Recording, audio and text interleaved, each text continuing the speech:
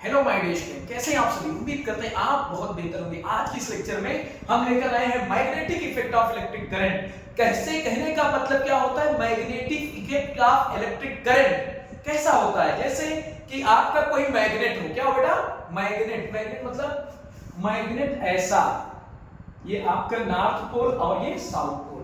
क्या मैग्नेट के द्वारा करंट का निर्माण किया जा सकता है। ये किसमें आता है, इलेक्ट्रोमैग्नेटिक इंडक्शन। क्या करंट जो है मैग्नेटिक फील्ड का प्रोडक्शन करता है, ये आता है magnetic effect of electric current. मतलब जब कोई करंट कैरिंग कंडक्टर हो, जब कोई करंट कैरिंग कंडक्टर हो और वह मैग्नेटिक फील्ड का प्रोडक्शन करे, जब कोई करंट कैरिंग कंडक्टर हो और वह मैग्नेटिक फील्ड का क्या करे, प्रोडक्शन करे, तो हमारा क्या होता है, magnetic effect of electric current. जैसे आपका कोई ये कंडक्टर है और इसमें करंट आई फ्लो हो रहा है। क्या फ्लो हो रहा है, आई करंट आई फ्लो हो रहा है। तो इसका मतलब इसके चारों ओर मैग्नेटिक फील्ड क्या हो रहा है, प्रोड्यूस।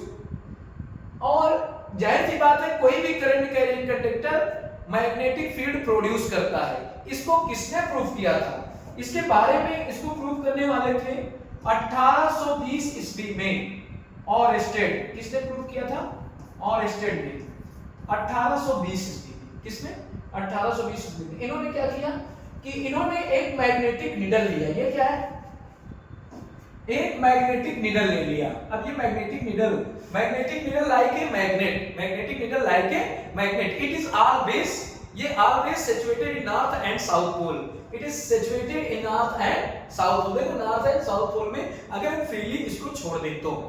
अब इसके बगल इन्होंने क्या किया, एक करंट कैरिंग कंडक्टर लगा दिया, लेकिन इसमें करंट की वैल्यू क्या रखी, 0।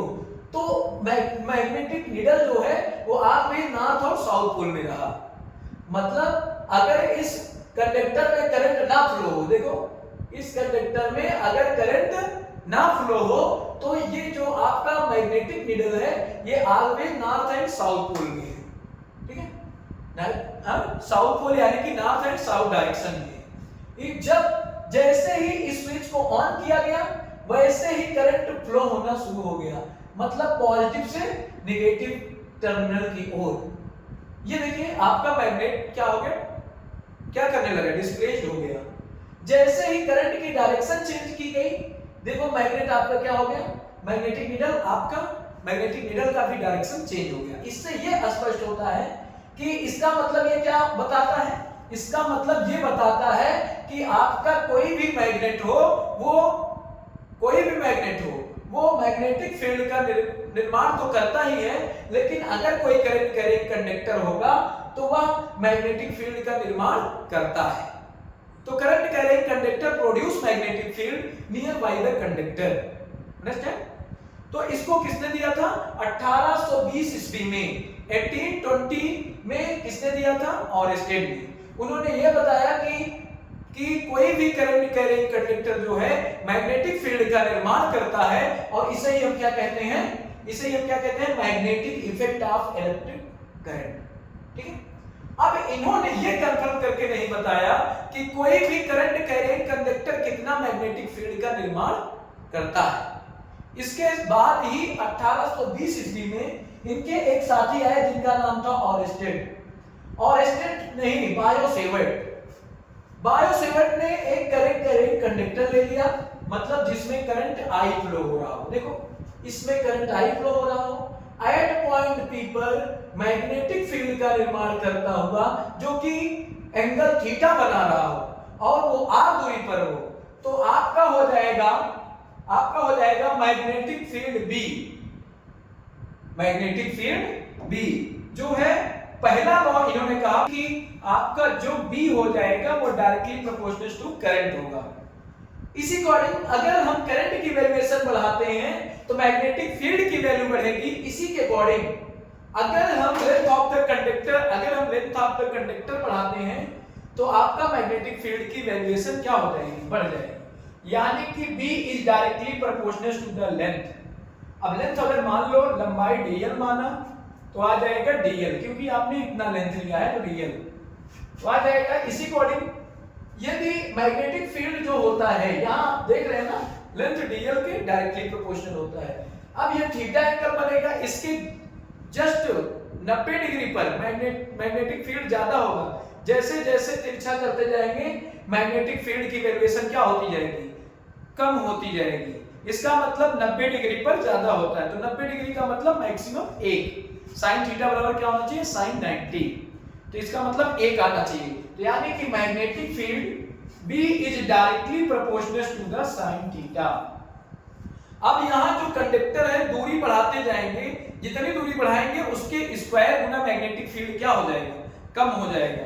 यानी कि ये कंडक्टर है और कंडक्टर से जो स्मॉल r दूरी है, इससे r दूरी पर अगर मैग्नेटिक फील्ड की बात करें तो magnetic field B is directly proportional to the 1/r², यानी कि आ जाएगा B is directly proportional to the r 1/r²। इस प्रकार से अगर हम बात करें तो B directly proportional to the ideal sin theta upon r²।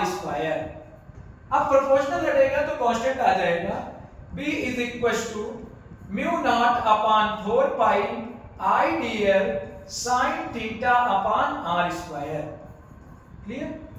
अब mu naught upon 4 pi, mu naught upon 4 pi एक कांस्टेंट है, क्या बेटा, constant. Mu naught upon 4 pi एक कांस्टेंट है, इसकी वैल्यू होती है 10 की पावर -7। ओके, तो आपका ये बायो सेवर्ट लॉ हो गया। अब इसी में जो है म्यू नॉट क्या है, परमिएबिलिटी, और एप्सिलॉन नॉट क्या होता है, परमिटिविटी। तो यहाँ आपका जो म्यू नॉट और एप्सिलॉन नॉट में जो अंतर आएगा वो आएगा थोड़ा सा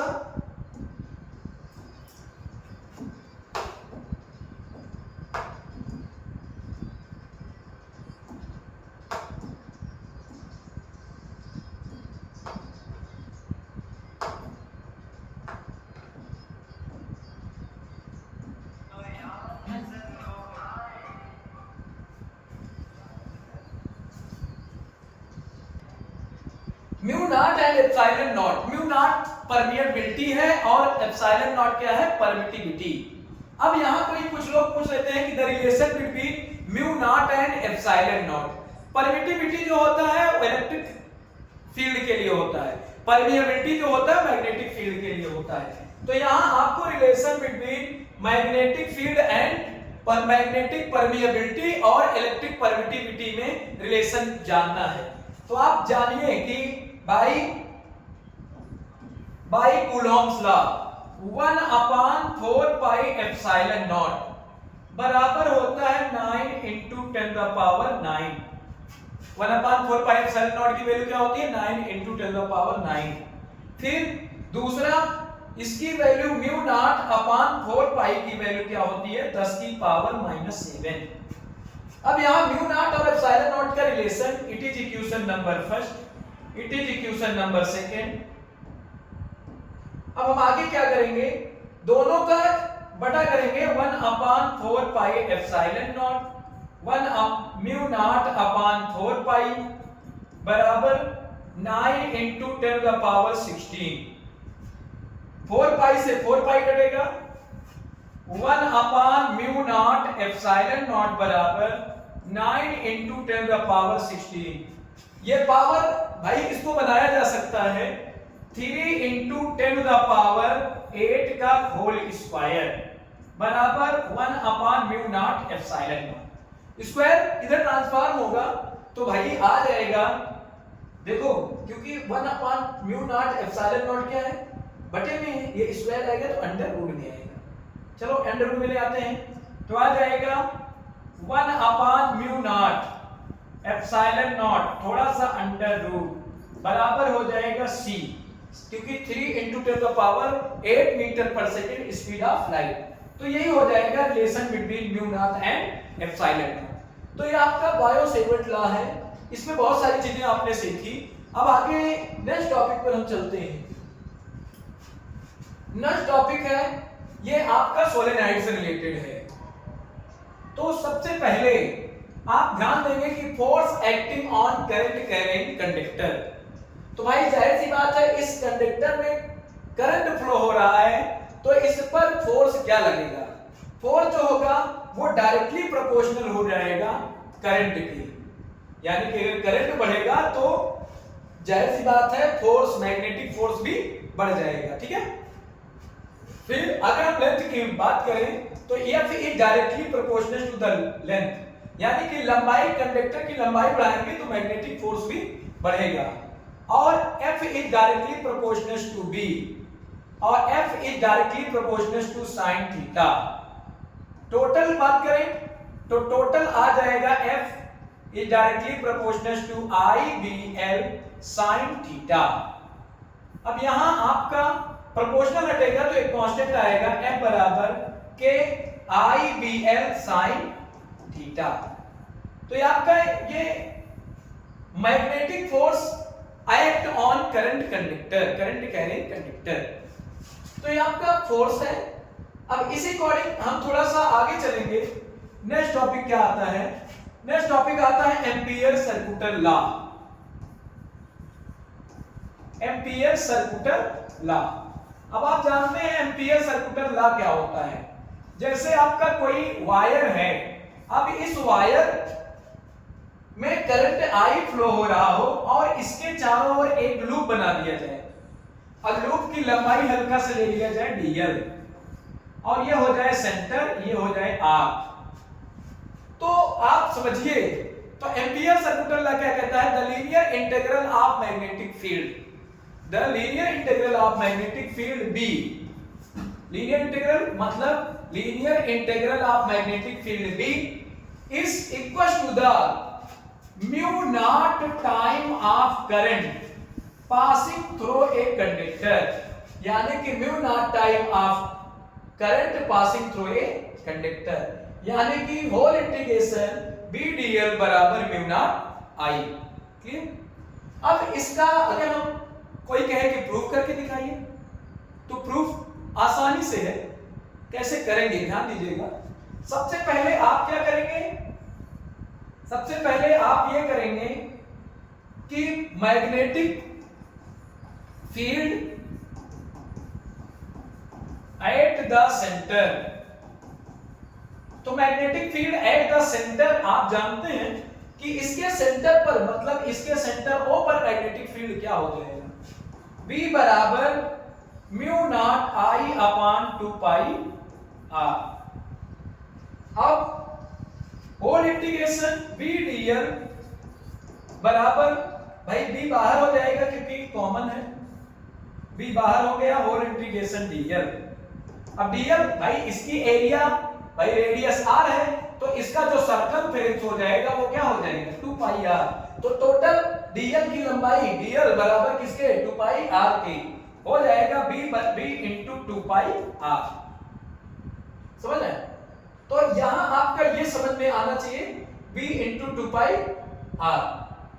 अब यहां दोनों का क्या करना है? यहां b की वैल्यू उठा करके रख दीजिए by equation first, by equation first. Equation first से उठा करके वैल्यू रख देंगे तो आ जाएगा b बराबर, मतलब होल इंटीग्रेशन b dl बराबर, b की वैल्यू रखोगे तो mu naught I upon 2 pi r into क्या हो जाएगा?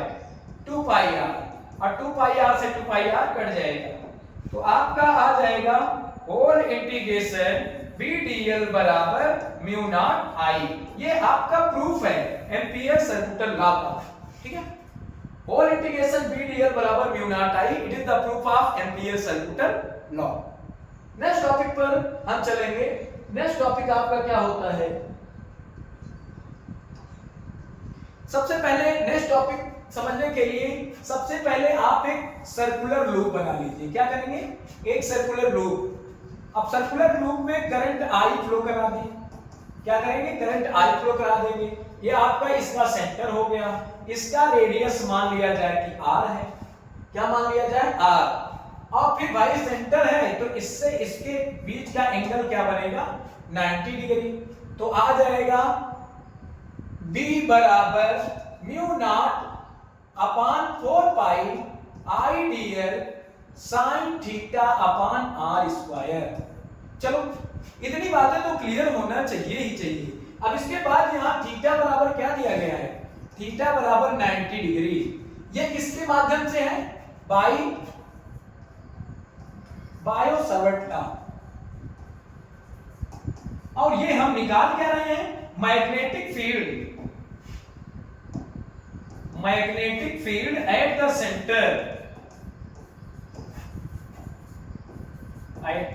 सेंटर, मतलब सेंटर ऑफ सर्कुलर लूप, मतलब सर्कुलर लूप के सेंटर पर हमें मैग्नेटिक फील्ड निकालना है। तो आ जाएगा B बराबर mu naught upon 4 pi I dl upon R square. अब आप क्या करेंगे, टोटल मैग्नेटिक फील्ड निकालेंगे। Total magnetic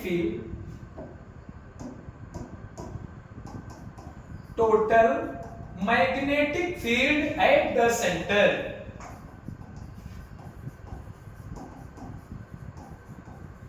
total magnetic field at the centre आ जाएगा B is equal to mu naught upon 4 pi I upon R square whole integration dl। अब whole integration dl बराबर 2 pi r, तो आ जाएगा B बराबर mu naught upon 4 pi I upon R square into ये देखो 2 पाई r। अब ये कट जाएगा 2 पाई r, 2 पाई से 4 पाई कटेगा, r से r कटेगा, तो आ जाएगा B is equal to mu naught I upon भाई 2r, क्या हो जाएगा 2r। अगर रेडियस r है और डिस्टेंस इसका डिटरमिनेंट, जैसे क्या कहते हैं डायमीटर d मान लें तो डायमीटर बराबर 2r, तो आ जाएगा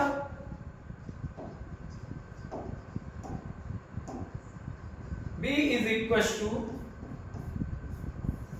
equal to mu naught I upon d। ये हो जाएगा magnetic field at the centre of the loop. ये किसके माध्यम से है, बायो-सावर्ट लॉ। ठीक है, अब एम्पियर सर्कुलर लॉ का एक एप्लीकेशन पढ़ लेते हैं। एम्पियर सर्कुलर लॉ का एक एप्लीकेशन है कि magnetic field at the due to the current carrying loop. तो सबसे पहले आप ध्यान दें कि आपका ये क्या है, एक करंट कैरिंग लूप है। अब इसमें करंट I फ्लो हो रहा है और अब इस पे इसकी लंबाई dl है और इससे ये r दूरी पर है। तो आपसे कहा क्या जा रहा है, आपसे कहा जा रहा है क्या, आपसे ये कहा जा रहा है कि इसके एप्लीकेशन पढ़िए, एम्पियर सर्कुलर लॉ का एप्लीकेशन में क्या पढ़ना है कि इसके सेंटर के कारण, मतलब इसके करंट कैरिंग लूप के कारण इसका मैग्नेटिक फील्ड क्या होगा। ठीक है, तो आ जाएगा होल इंटीग्रेशन B dl बराबर क्या हो जाएगा, म्यू नॉट I, क्या हो जाएगा म्यू नॉट I। अब आप यहां ध्यान दीजिएगा, होल इंटीग्रेशन B dl, इसको बाहर करेंगे, B बाहर करेंगे, होल इसे इक्वेशन नंबर फर्स्ट मान लो, इनटू dl, तो आ जाएगा होल इंटीग्रेशन B dl बराबर B इंटू 2 पाई r। तो आप दोनों का क्या कर दीजिए, इक्वेशन फर्स्ट और इक्वेशन सेकंड को बराबर कर दीजिए। It is equation number second. तो बाई, तो मतलब इक्वेशन फर्स्ट क्या है, ये है, इक्वेशन सेकंड क्या है, होल इंटीग्रेशन B dl बराबर B into 2 pi r। It is equation second. दोनों को बराबर करेंगे, B इंटू 2 पाई r बराबर म्यू नॉट I, यानी कि B बराबर mu naught I upon 2 pi r। तो ये आपका क्या हो जाएगा, magnetic field at the current carrying loop due to straight wire. Clear, तो ये आपका मैग्नेटिक फील्ड हो गया। अब इसका सेकंड एप्लीकेशन की बात कर लें। सबसे पहले आप ध्यान दीजिएगा, magnetic field in between long solenoid. ये आपका कोई लॉन्ग सोलेनाइड है और इस लॉन्ग सोलेनाइड के इंटरनल पार्ट पर मैग्नेटिक फील्ड क्या होगा। जाहिर सी बात है, इसका एक वायर का एक एरिया ले लेते हैं PQRS, जो कि क्या हो जाएगा, रेक्टेंगुलर एरिया हो जाएगा। PQ जो है in the direction of magnetic field, और आपका जो RS PS और QR है, ये सारी चीजें हैं, तो क्या हो जाएगा। अब ये देखिए, ये लॉन्ग सोलेनॉइड है। लॉन्ग सोलेनॉइड कैसे बनता है, वायर के बार बार लॉन्ग करने पर, ठीक है। तो आ जाएगा, देख रहे हैं पूरा फिगर के अकॉर्डिंग आप टर्मिनेट कर सकते हैं। यहां हो जाएगा होल इंटीग्रेशन BDL, कहां से, P से S तक, cos 90 डिग्री, क्या हो जाएगा, cos 90, इनके बीच एंगल क्या बन रहा है, 90 डिग्री। फिर यहां क्या हो जाएगा, होल इंटीग्रेशन S से R, क्या हो जाएगा भाई, BDL cos, इनके ये बाहर है, ये बाहर है, लेकिन एंगल कितना बना रहा है, 0, कोई बात नहीं है। फिर होल इंटीग्रेशन कहां से, R से Q तक, R से Q तक, क्या हो जाएगा, होल इंटीग्रेशन BDL cos, क्या हो जाएगा बेटा, 90, फिर प्लस P से Q, होल इंटीग्रेशन P से Q BDL बराबर क्या हो जाएगा, cos 0 डिग्री। अब ये सरफेस के बाहर है, वहां पर मैग्नेटिक फील्ड क्या हो जाएगा, 0 हो जाएगा। मतलब ये वाला 0 और ये cos 90 और ये cos 90, आप जानते हैं cos 90 वाला वेरिएशन क्या होता है, cos 90 का मान 0 होता है। तो यहां क्या निकाल रहे हो, होल इंटीग्रेशन BDL, यानी कि लीनियर मैग्नेटिक फील्ड निकाल रहे हो। चलो देखते हैं, तो आ जाएगा, ये 0 हो जाएगा, ये 0 हो जाएगा, और ये भी क्या हो जाएगा, 0। तो इस प्रकार से होल इंटीग्रेशन BDL बराबर हो जाएगा भैया B इंटू P से Q तक, और cos 0 का मान 1 होता है DL। अब मान लिया जाए कि इस लेंथ की लंबाई आपने क्या मानी है, L, तो इसकी टोटल लंबाई L हो जाएगा।